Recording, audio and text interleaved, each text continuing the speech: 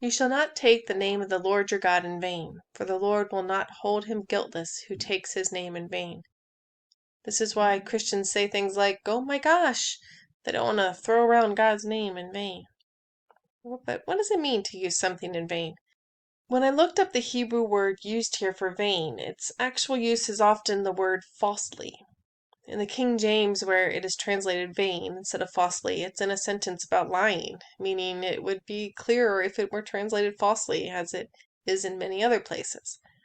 So then I went a little further into looking at the Hebrew. The take could mean to lift up, magnify, extol. Name in Hebrew can refer to someone's character, nature, and authority.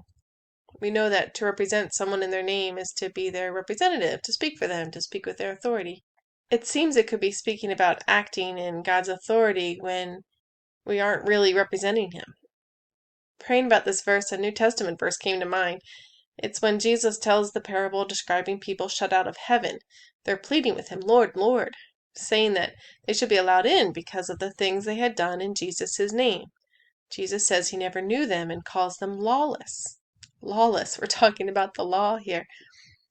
They broke the commandment. They had taken the Lord's name in vain.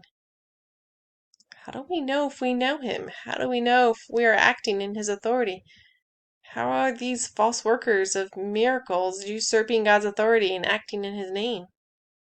In the end times there will be wonders. There will be holy miracles from God, and there will be unholy supernatural acts of Satan.